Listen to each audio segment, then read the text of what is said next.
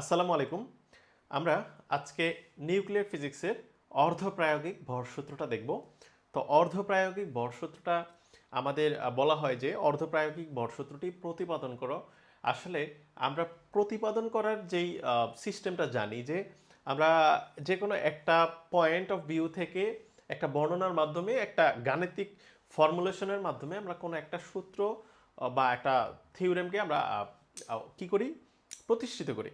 কিন্তু দেখা যাচ্ছে যে আজকের যে ক্লাসটা হবে সেটার মধ্যে প্রতিপাদন কথাটা থাকলেও এখানে ম্যাথমেটিক্যাল টার্মের চেয়ে ব্যাখ্যামূলক টার্ম অনেক বেশি, অর্থাৎ এইটা একটা ভিন্ন ধরনের প্রতিপাদন, অর্থাৎ এখানে বর্ণনা থাকবে এবং শেষে গিয়ে আমরা সূত্রটাকে জাস্ট গঠন করে দেব। ওকে, তাহলে সবাই আমরা আশা করি এই জিনিসটার সাথে প্রস্তুত থাকেন যে এটা যদিও বলা হয়েছে যে প্রতিপাদন, বাট এটা কিন্তু বর্ণনামূলক প্রশ্ন আসলে আর কি। তো দেখুন, ওয়াইজ্যাকারের অর্ধপ্রায়োগিক ভরসূত্র, এই ভরসূত্রটা যেহেতু বিজ্ঞানী ওয়াইজ্যাকার প্রদান করেছিলেন আমাদেরকে, এই জন্য ওনার নামটা আর কি সামনে দেওয়া আছে। বাট এটা হচ্ছে অর্ধপ্রায়োগিক ভরসূত্র। যদি পরীক্ষায় বলা হয় যে ওয়াইজ্যাকারের ভরসূত্রটি প্রমাণ করো বা প্রতিপাদন করো, তখনও এই প্রশ্নটাই আপনারা লিখবেন।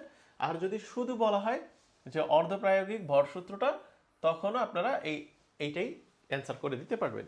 তাহলে আমরা শুরু করি যে কি আছে। তরল ফোটা মডেল এবং ফার্মি গ্যাস মডেল থেকে ওয়াইজেকার, এইটা হচ্ছে দুইটা মডেল। হ্যাঁ, তরল ফোটা মডেল যেটা আপনারা নিউক্লিয়ার ফিজিক্সে পড়বেন, এবং ফার্মি গ্যাস মডেল সম্ভবত এটা হচ্ছে সলিড স্টেট ফিজিক্সে ফার্মি মডেল আমরা পড়েছিলাম। তো যাই হোক, ফার্মি গ্যাস মডেল এটা নিউক্লিয়ার ফিজিক্সেও ওনার একটা মডেল আছে। এ থেকে বিজ্ঞানী ওয়াইজেকার 1935 সালে নিউক্লিয়াসের অর্ধপ্রায়োগিক ভর সূত্রটি কি করেন, প্রস্তাব করেন, এবং একটি নিউক্লিয়াসের ভরকে তার বন্ধন শক্তি এবং প্রোটন ও নিউট্রনের ভরের সাহায্যে কি করলে প্রকাশ করলে আমরা পাই। তার মানে নিউক্লিয়াসের ভরকে, একটা নিউক্লিয়াসের মোট ম্যাস, এই ম্যাসটাকে যদি আমরা বন্ধন শক্তি, প্রোটন এবং নিউট্রনের ভরের সাহায্যে, এই তিনটার ভরের সাহায্যে আমরা প্রকাশ করি, তাহলে আমাদের সামনে চেহারাটা কীরকম আসবে, সেটা হবে M A Z equals to J M P plus A minus Z M N minus V. তাহলে এইখানে এই শব্দগুলো দ্বারা কি বোঝাচ্ছে, এইখানে আমরা লিখে দিছি যে যেখানে এম এ জেড এটা হচ্ছে নিউক্লিয়াসের মোট ভর, যে যে হচ্ছে প্রোটন সংখ্যা, এবং এই হচ্ছে ভর সংখ্যা, আর এমপি হচ্ছে প্রোটনের ভর। এম হচ্ছে মানে ম্যাস, আর পি মানে প্রোটন, আর এন মানে হচ্ছে নিউট্রন, এম মানে হচ্ছে ভর। তাহলে নিউট্রনের ভর, এবং বি হচ্ছে বন্ধন শক্তি বা বাইন্ডিং এনার্জি। তাহলে দেখুন এইখানে সবগুলোর কি দেওয়া আছে, পরিচয় দেওয়া আছে। তাহলে এবার দেখেন একটা নিউক্লিয়াসের ভর কি আসলে। এটা যদি হয় একটা নিউক্লিয়াস, হ্যাঁ নিউক্লিয়াস ধরেন, এটা একটা নিউক্লিয়াস ধরেন। তাহলে এখানে নিউক্লিয়াসের মধ্যে ধরেন তিনটা প্রোটন আছে, পি পি পি, আর তিনটা নিউট্রন আছে, ঠিক আছে। তাহলে এখন দেখেন এখান থেকে আমরা টোটাল নিউক্লিয়াসের ভরটা কি জানি, টোটাল ভর সংখ্যা যদি হয় এ, এটা আমরা জানি। তাহলে টোটাল ভর সংখ্যাটা কিভাবে আসবে, পি প্লাস এন, অর্থাৎ প্রোটন এবং নিউট্রনের ভর সংখ্যার যোগফল হচ্ছে পি প্লাস এন, এবং সেটা হচ্ছে ভর সংখ্যার সমান। ওকে, বোঝা গেল। কিন্তু এইখানে সূত্রটার মধ্যে যেটা লেখা আছে সেটা হচ্ছে কি, এম, এম মানে হচ্ছে টোটাল নিউক্লিয়াসের ভরটা, যেখানে নিউক্লিয়াসের ভরের মধ্যে এ এবং জেড, তারা এই দুইটা ফাংশন হিসেবে কাজ করতেছে, এই ভরের মধ্যে ওদের অবদান আছে। তাহলে এখন দেখেন জে এমপি, এমপি মানে হচ্ছে প্রোটনের ভর, আর জে মানে হচ্ছে কি, প্রোটনের সংখ্যা। তার মানে একটা নিউক্লিয়াসের মধ্যে যতটা প্রোটন থাকবে তার সংখ্যা দিয়ে যদি একটা প্রোটনের ভরকে গুণ করা হয়, তাহলে টোটাল ওই প্রোটনের ভরটাই চলে আসে। তাহলে ধরেন এইখানে এই নিউক্লিয়াসটার মধ্যে প্রোটন হচ্ছে কয়টা, তিনটা। তাহলে আমরা একটা কাজ করি, তাহলে প্রোটনের ভর আমরা কিভাবে বের করব, প্রোটনের ভরটা আমরা এইভাবে বের করব যে একটা প্রোটনের ভর যদি হয় পি, তাইলে তিনটা প্রোটনের ভর কি হবে, থ্রি পি, এটাই তো। এখন তিনটা জন্য আমরা লিখলাম, কিন্তু প্রোটন সংখ্যা অনেক সময় কোনো নিউক্লিয়াসের যদি আমরা জাস্ট তাকে সিম্বলের মধ্যে প্রকাশ করতে চাই, ধরেন অনেক সেই সংখ্যাটা একটা জেড, তাহলে এই জেড হচ্ছে প্রোটন সংখ্যা, যেটা একটু আগে তিন ছিল তিনটার জন্য। তাহলে সেই তিনটা না দিয়ে আমরা কি নিলাম, জেড নিলাম, কারণ জেড এর মান 3 4 5 7 8 11 10, যেটা মানে যে কোনো একটা মান সে ধারণ করতে পারে। হ্যাঁ, তাহলে ওকে আমরা জেড নিলাম। আর প্রোটন মানে এই পি মানে হচ্ছে একটা প্রোটনের ভর, আর এই জেড মানে হচ্ছে যতগুলো প্রোটন থাকবে। তাহলে ওই একটা প্রোটনের ভরকে যতগুলো প্রোটন থাকবে তার সংখ্যা দ্বারা গুণ করলে কিন্তু টোটাল প্রোটনের ভরটা চলে আসে। তাইলে এইটাকে আমরা লিখতে পারি না জেড এমপি, এমপি মানে হচ্ছে প্রোটনের ভর। এই জন্য দেখেন এটা হচ্ছে টোটাল প্রোটনের মানে ভরটা হচ্ছে জেড এমপি। এখন আমরা জানি কি যে এটা হচ্ছে পি প্লাস এন এর মাধ্যমে আসতেছে না, তাহলে আমরা হচ্ছে পি প্রোটনের ভরটাকে নিয়ে নিলাম। এখন আছে আমাদের কি নিউট্রনের ভরটা।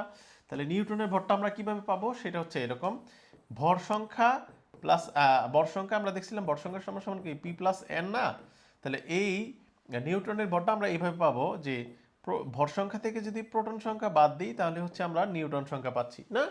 তাহলে এবার দেখেন ভর সংখ্যা থেকে আমাদের প্রোটন সংখ্যা মানে যেটা হচ্ছে পারমাণবিক সংখ্যা জেড, তাহলে ভর সংখ্যা থেকে জেড বাদ দিলে আমাদের কি থাকে, নিউটন সংখ্যা থাকবে না, নিউটন সংখ্যা থাকবে। এখন নিউটন সংখ্যা আছে কিন্তু নিউটনের ভরটা তো আমরা বের করিনি।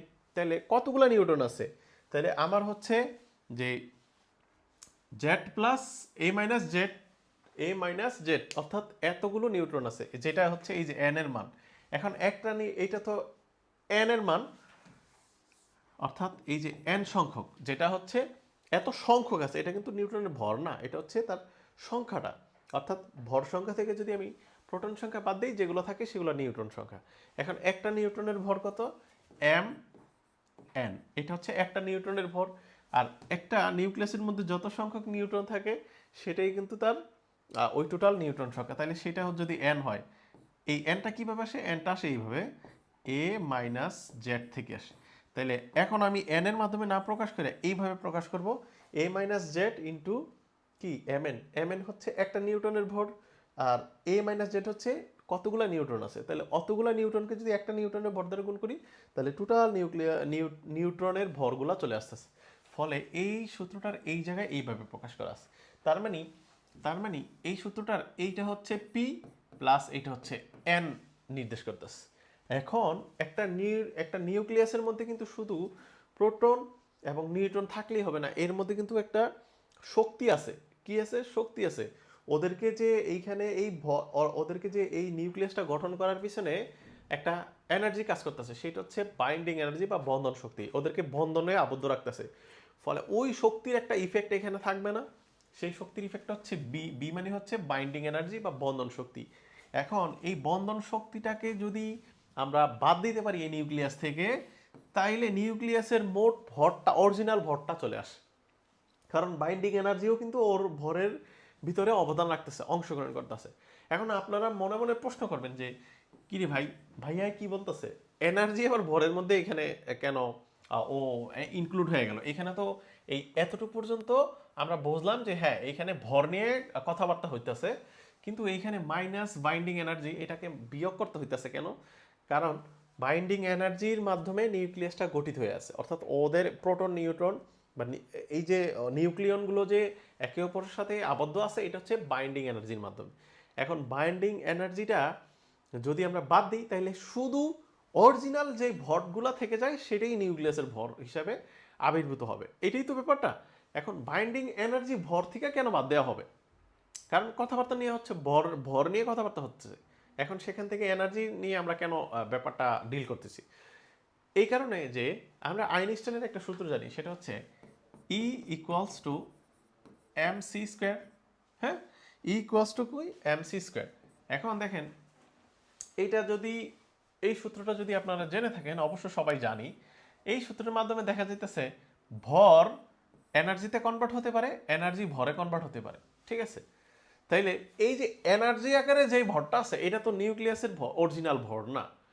এটা তো নিউক্লিয়াসটা যেভাবে গঠন করা আছে, নিউক্লিয়াসটা গঠিত কি দিয়া? আমরা কি বলি বাইন্ডিং এনার্জি দিয়ে নিউক্লিয়াস গঠিত? বলি না। আমরা বলি প্রোটন এবং নিউট্রনের সমন্বয়ে বা নিউক্লিয়নগুলোর একত্রে যে ভরটা তৈরি হয় সেটাই, সেই নিউক্লিয়নগুলোর একত্রে সংমিশ্রণ বা নিউক্লিয়নগুলোর একত্রে যে গঠনটা সেটি হচ্ছে নিউক্লিয়াস। এনার্জিটাকে যে আমরা নিউক্লিয়াস বলতেছি, এনার্জিটাকে কিন্তু নিউক্লিয়াস বলতেছি না। ফলে এই এনার্জিটাকে নিউক্লিয়াস থেকে বাদ দেওয়া আমাদের এখন জরুরি হয়ে পড়ছে। সেই জন্য এই টোটাল সমীকরণ থেকে বাইন্ডিং এনার্জিকে বাদ দেওয়া হয়েছে। ঠিক আছে, আচ্ছা আমি আশা করব এতটুকু অংশ আপনারা বুঝতে পারছেন। অনেক সময় নিয়ে ফেললাম, তো দেখুন এখন এই এতটুকু যদি বুঝে থাকি আমরা, নেক্সটে আমাদের জন্য কি আছে দেখি, সেটা আমরা এখন দেখব যে যদি বিকে একটি সাধারণ সূত্রের সাহায্যে নির্ণয় করা সম্ভব হতো, তবে সমস্ত নিউক্লিয়াসের ভরকে তাত্ত্বিকভাবে বের করা যেত।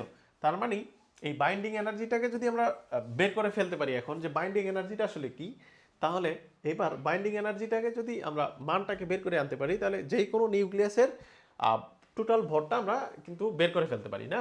তাহলে নিউক্লিয়াসের ভরকে তাত্ত্বিকভাবে বের করা যেত।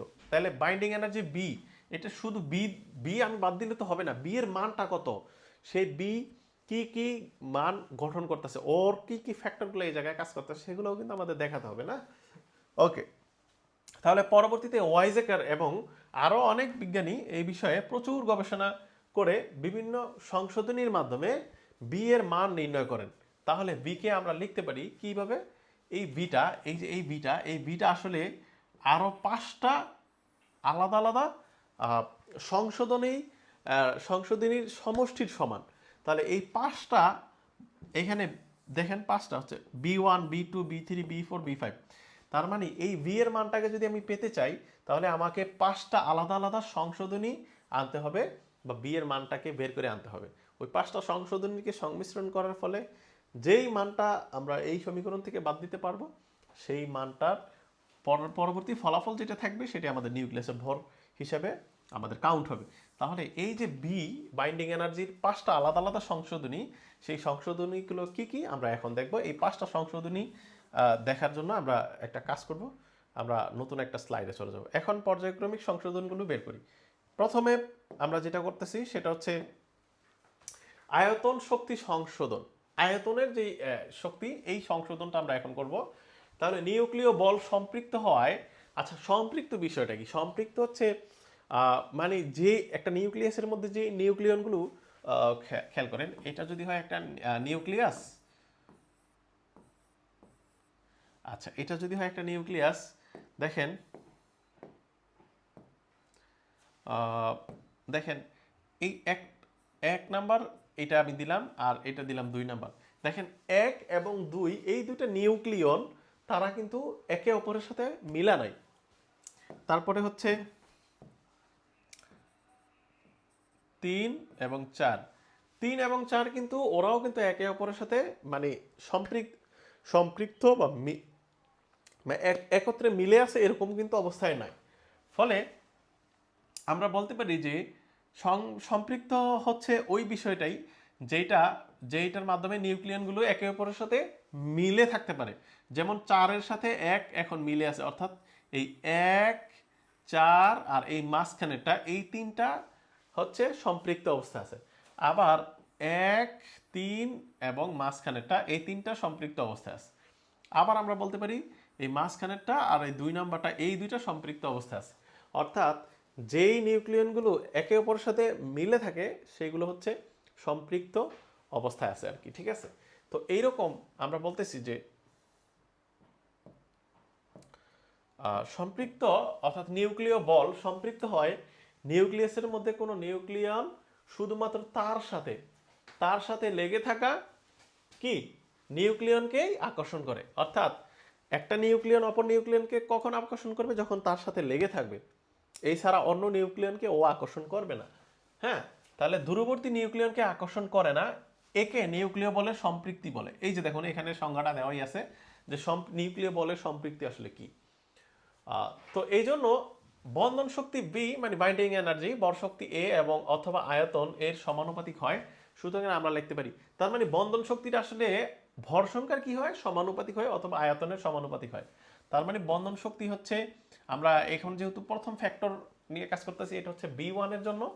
কারণ আমরা দেখছি যে বি মানে কি, B1 plus B2 plus B3 plus B4 plus B5, তিনটার যোগফল। তাহলে প্রথমটা যেহেতু এটা B1, কার সমানুপাতিক, ভর সংখ্যা এর সমানুপাতিক, অথবা কি, অথবা B1 কার সমানুপাতিক, আয়তনের সমানুপাতিক। আয়তন কার, ওই নিউক্লিয়াসটা। তো যাই হোক, তার ভর সংখ্যাটা আসলে তার আয়তনকেই নির্দেশ করে নিউক্লিয়াসের ক্ষেত্রে। তো আমরা এইটা আপাতত এই ভর সংখ্যাটা নিয়ে কাজ করি।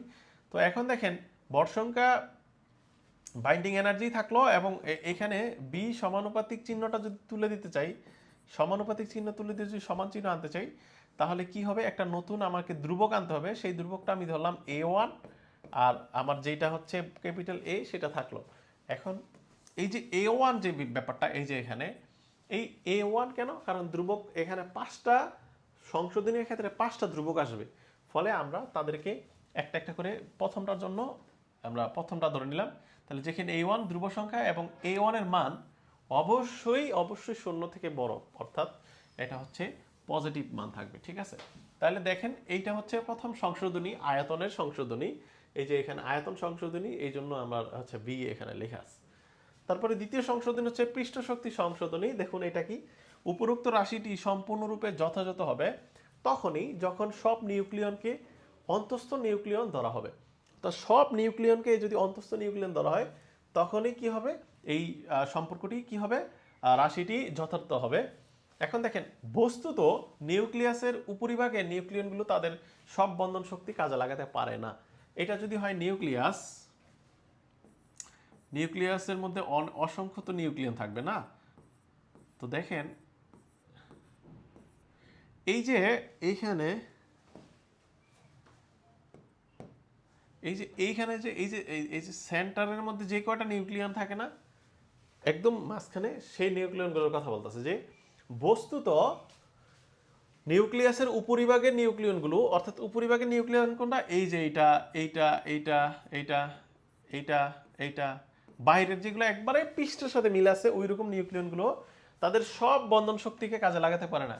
কেন, দেখেন একটা নিউক্লিয়ন, একটা নিউক্লিয়ন এটা যদি হয় নিউক্লিয়াস,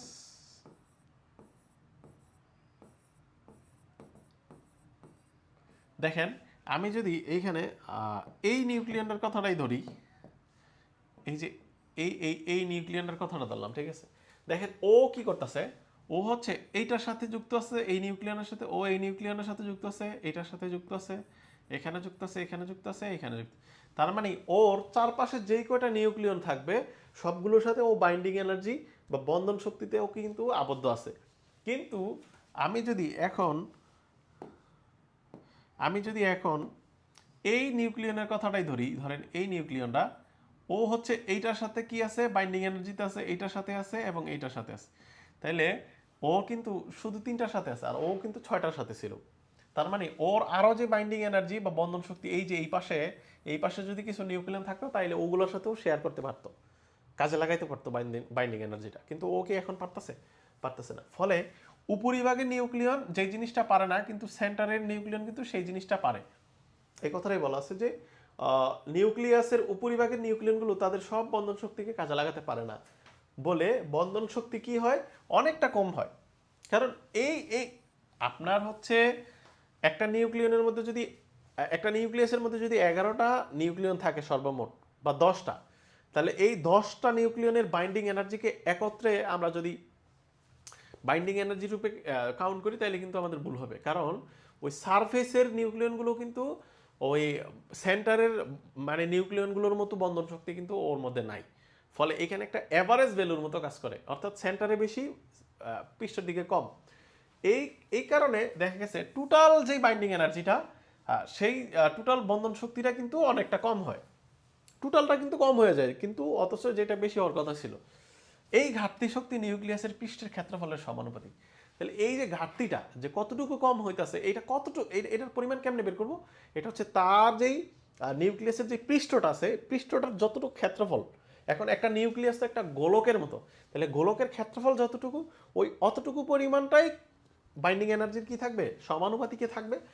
তাইলে সেই বাইন্ডিং এনার্জি যদি এবার সংশোধনী 2 এর জন্য আমরা B2 নেই, এই যে B2, অর্থাৎ এটা হচ্ছে B2,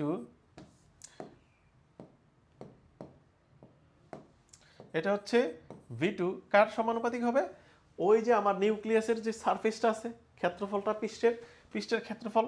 আর আমরা জানি একটা গোলকের পৃষ্ঠের ক্ষেত্রফল কি 4 পাই আর স্কয়ার, আরটা হচ্ছে নিউক্লিয়াসের ব্যাসার্ধ। তাহলে এইটা হচ্ছে তার সমানুপাতিক হবে। এখন দেখেন, আমি আপনাদেরকে নিউক্লিয়ার ফিজিক্সে শিখাইছিলাম যে নিউক্লিয়াসের ব্যাসার্ধ, এরকম একটা ক্লাস দিয়েছিলাম। সেখানে আমি আপনাদেরকে এরকম একটা প্রমাণ করে দেখাইছিলাম R is equal to R naught A to the power 1/3 এরকম একটা সূত্র আপনাদেরকে শিখাইছিলাম না? তাহলে যদি এই আর নটটাকে আমরা বাদ দিই তাহলে আর কার সমানুপাতিক? নিউক্লিয়াসের ব্যাসার্ধ হচ্ছে তার ভরের ভর মানে ভর এ টু দি পাওয়ার 1/3 এর সমানুপাতিক। এরকম একটা সূত্র আমি প্রমাণ করে দেখাইছিলাম আপনাদের নিউক্লিয়াসের ভরের ক্ষেত্রে। তো এখন দেখেন এই আর স্কোয়ার যেটা আছে না, সেই আর স্কোয়ারের পরিবর্তে এই যে এখানে আর এর জন্য যদি এটা হয় তাহলে উভয় পক্ষে যদি স্কোয়ার করে দিই তাহলে এখানে 1 এর সাথে কি 2 হয়ে যাবে, এই তো। তাহলে এখন এই আর এর মানটাকে এখন আমরা কি করব, এ টু দি পাওয়ার 2/3 নিয়ে যাব, কারণ যেহেতু আর স্কোয়ার আছে আর কি। যদি সিঙ্গেল আর থাকতো তাহলে 1/3 হইতো। এই কাজটা হচ্ছে দ্বিতীয় লাইনে আমাদের করা হয়েছে।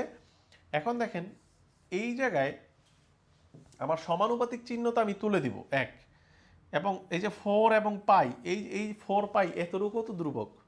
তার মানে আমি যদি v2 সমানুপাতিক 4 পাই এ টু দি পাওয়ার 2/3 এরকম একটা রাশি থেকে যদি আমি কি করতে চাই, এই সমানুপাতিক চিহ্ন তুলে দিতে চাই, তাহলে হবে কি v2 সমান সমান একটা নতুন ধ্রুবককে আনলাম, তাহলে সেই কেটার হচ্ছে এবার কি 4 পাই আসলো, যা যা থাকলো সেটা লিখলাম a2/3 এই পর্যন্ত না।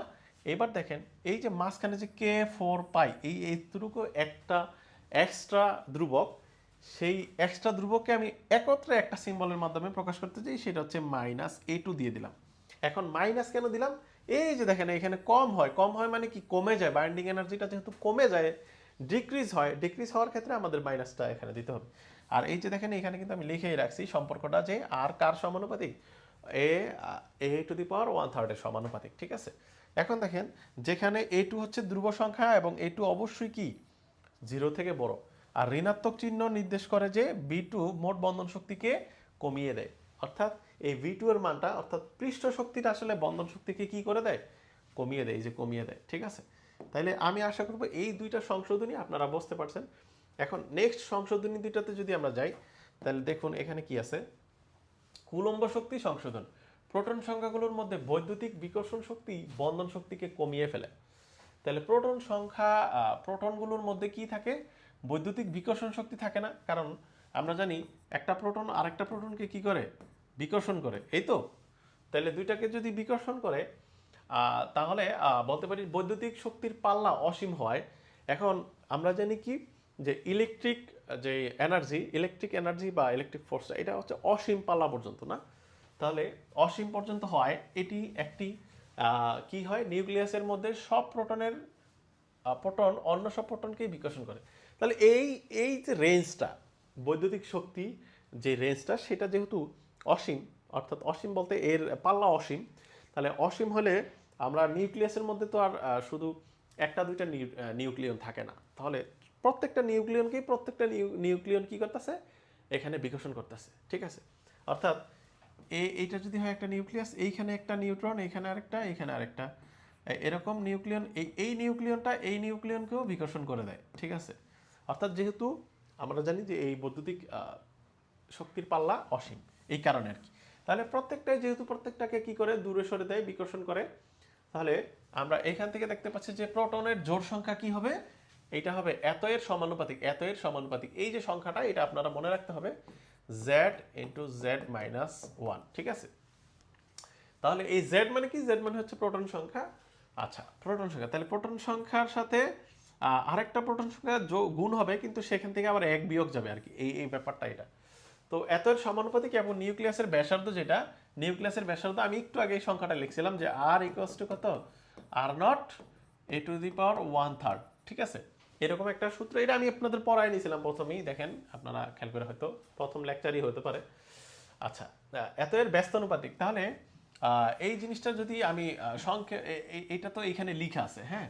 এটা প্রথমে ধরেন বি থ্রি কিভাবে পাচ্ছি, সমানুপাতিক, আমরা কার নিতেছি জেড ইন্টু জেড মাইনাস 1 নিলাম প্রথমে, তারপরে হচ্ছে আবার কার সমানুপাতিক হবে, এই যে আর এত এর সমানুপাতিক হবে না, তাহলে আর নট 1/3, এই যে এতটুক না। এইবার এই বি3 থেকে যদি আমি সমানুপাতিক চিহ্নটা তুলে দিই তাহলে আমার একটা নতুন কি লাগবে, ধ্রুবক লাগবে না। সেই নতুন ধ্রুবকটা যদি আমি কি করি, ধরেন কে ধরলাম, কে, তাহলে Z into Z minus one divided by R naught R naught A 1/3, এটা তো থাকলো। এখন এই যে আর নট, এই আর নটটাও কিন্তু একটা ধ্রুব সংখ্যা বা ধ্রুব রাশি।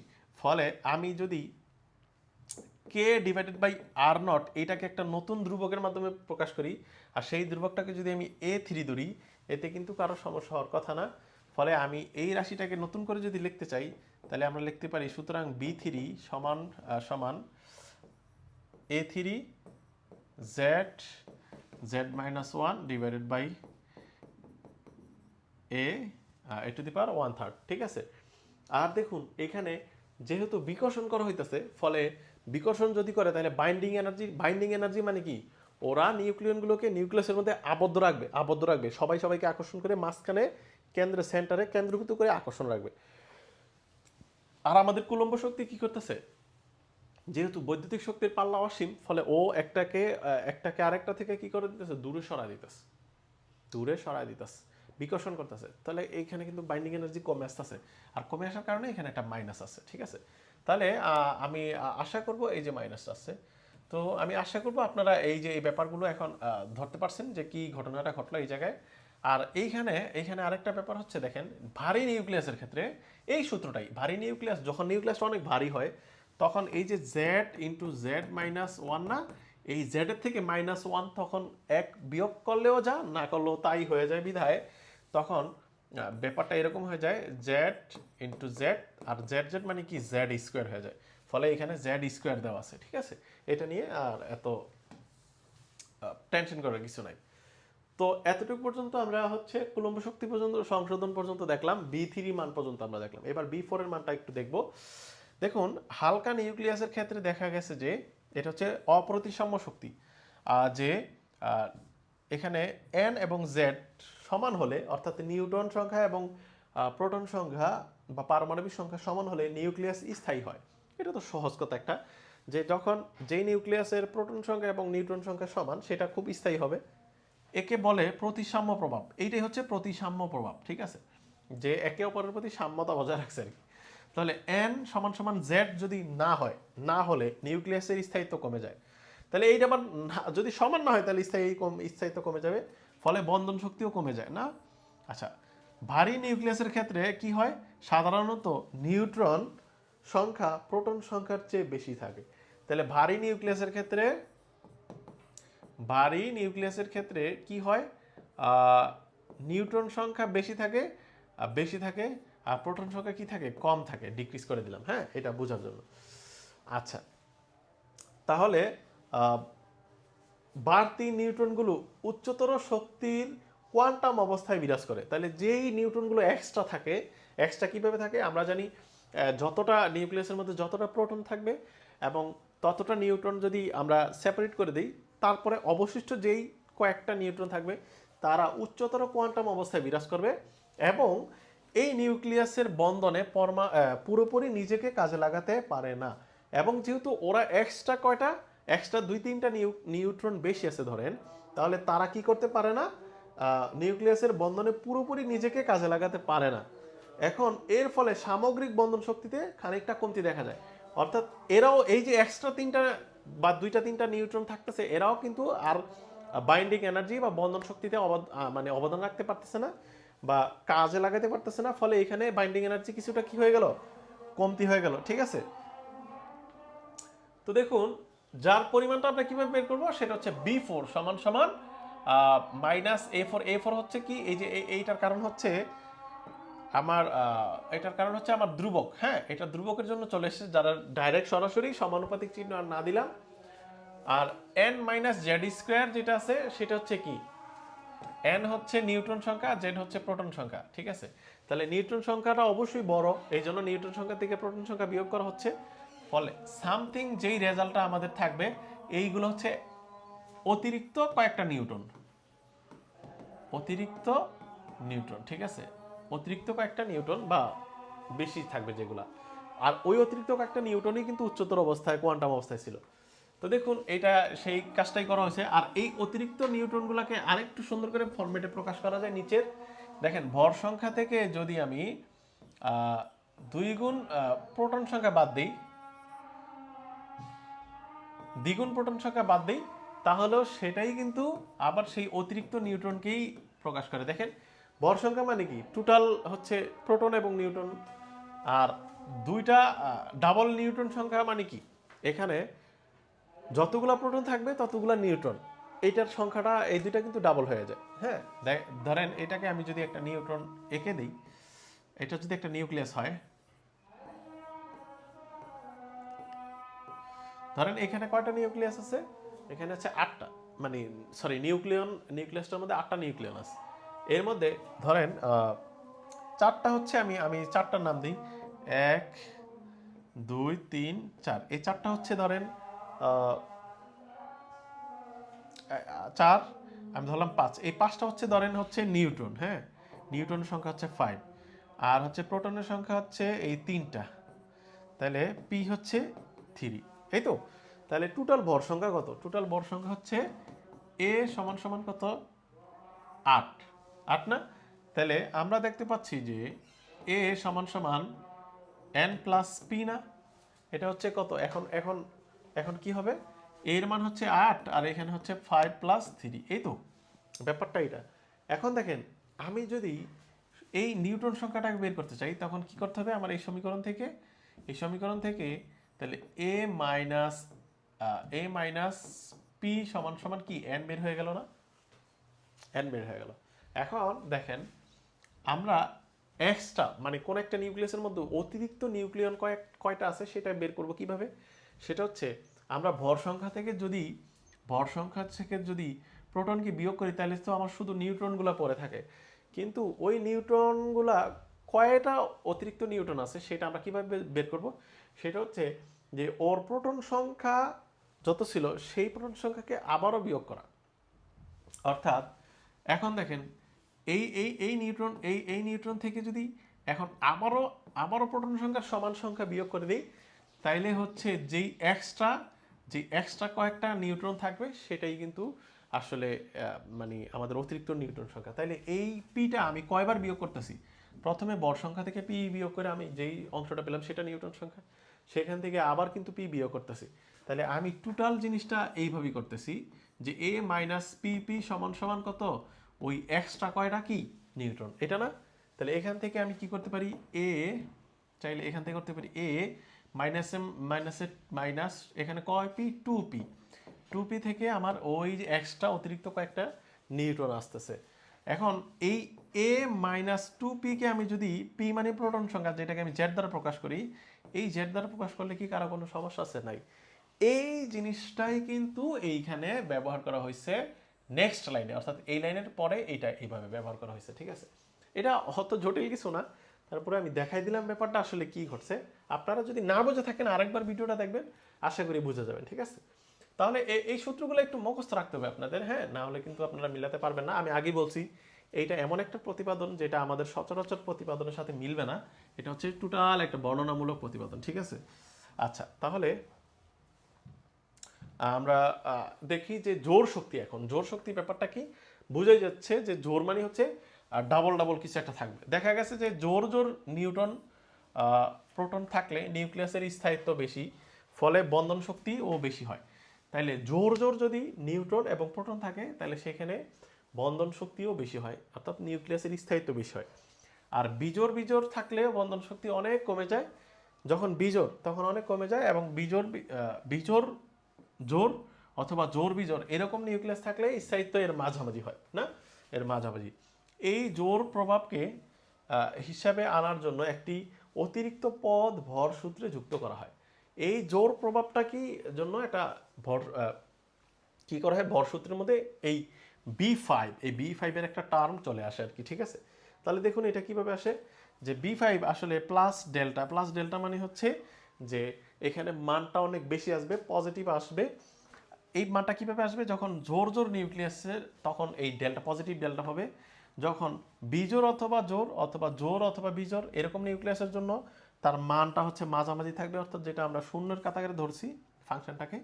আর বিজোড় বিজোড় নিউক্লিয়াসের জন্য সেটা হবে ডেল্টা মাইনাস ডেল্টা। ওকে, এখন এই এতটুকুকে আমরা এইভাবে আমরা কি করলাম, আমরা ডিনোট করে দিলাম। তো এখন দেখেন এই যে ডেল্টাটা, সেই ডেল্টাটা তো এরকম একটা সূত্রের মধ্যেই আসবে না, এরকম একটা ফরমেশনে আসবে। শুধু ডেল্টা লিখে দিলে তো হবে না, সেই ডেল্টাটা ফরম্যাটটা কি আসে, দেখা যাচ্ছে যে ডেল্টা আসলে a5 ইন্টু a⁻³ এরকম একটা রিলেশনে চলে আসে, ঠিক আছে। তাহলে এই এ হচ্ছে a5 হচ্ছে তার ধ্রুব সংখ্যা, আর এইখানে এই a⁻³ বোঝাই যাচ্ছে যে এখানে হচ্ছে আমাদের ভর সংখ্যার একটা মানে রাশি এখানে চলে আসতেছে -3/4 পাওয়ারের আকারে আর কি, ঠিক আছে। তাহলে এই মানটা একটু মনে রাখতে হবে আপনাদের, যে ডেল্টার মানটা। এবার দেখেন এই মানগুলো যদি আপনি মনে রাখতে পারেন, তাহলে কি কি আছে আমাদের, আয়তন শক্তি B1 এর মান আমাদের কাছে আছে, তারপর হচ্ছে B2 এর মান আমাদের কাছে আছে, তারপরে B3 এর মান আছে, এইটা আছে বা এটা আছে একই, তারপর হচ্ছে B4 এর মান আমাদের আছে, তারপরে হচ্ছে এই যে B5 এর মানও আমাদের কি কিন্তু আছে, এই যে এটা, হ্যাঁ। তাহলে এখন এই পাঁচটা বি এর মানগুলাকে আমি যদি এই যে এখানে অ্যাড করে দিই, এই যে বি এর মান এই জায়গাটাতে যদি আমি এই 5টা বিকে যোগ করে এই বি এর জায়গাটাতে বসাই দিই, তখন আমাদের কিন্তু এই বর্গসূত্রটা চলে আসতেছে। আর বি এর সামনে কি আছে, মাইনাস আছে, এই মাইনাস আছে। তার মানে প্রত্যেকটা B1 B2 B3 B4 B5 কে মাইনাস দ্বারা গুণ করে নিতে হবে কিন্তু, ঠিক আছে। তাহলে একদম শেষ যে ফলাফলটা সেটা আমরা দেখি কি আসতেছে। তাহলে উপরোক্ত সমস্ত সংশোধন পদগুলোকে একত্র করে অর্ধপ্রায়োগিক ভরসূত্র পাই। আমরা কি পাবো, অর্ধপ্রায়োগিক ভরসূত্রটা হচ্ছে এরকম যে এম এই যে এই যে প্রথম দুইটা মান, এতে এইগুলো নিয়ে কোনো সমস্যা নাই। এখন দেখেন এটা হচ্ছে B1 এর মান, এটা হচ্ছে B2 এর মান, এটা হচ্ছে B3 এর মান, এটা হচ্ছে B4 এর মান, এটা হচ্ছে ওই যে ডেল্টাটা B5 এর মান, ঠিক আছে। তাহলে এবার দেখেন, যেহেতু বাইন্ডিং এনার্জির সামনে একটা মাইনাস ছিল, তাহলে মাইনাস থাকার কারণে আমার হচ্ছে এটা হচ্ছে যেহেতু B1 এর মান পজিটিভ ছিল, ফলে এটা মাইনাস হয়ে গেছে। আর B2 এর মান যেহেতু নেগেটিভ ছিল, সেটা পজিটিভ হয়ে গেছে।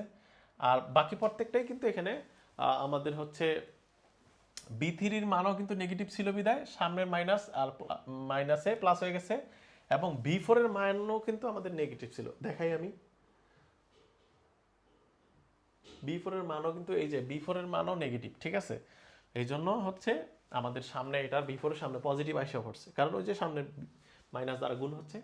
আর শেষ যে পদটা, সেটার এইখানে একটা এক্সট্রা প্লাস দেওয়া আছে, হয়তো টাইপিং মিস্টেক, বাট শেষ যে পদটা সেখানে হচ্ছে প্লাস মাইনাস ডেল্টা, অর্থাৎ এখানে ডেল্টার মান প্লাসও আছে মাইনাসও আছে, ঠিক আছে। এই জন্য এটাকে প্লাস মাইনাস ডেল্টা আছে।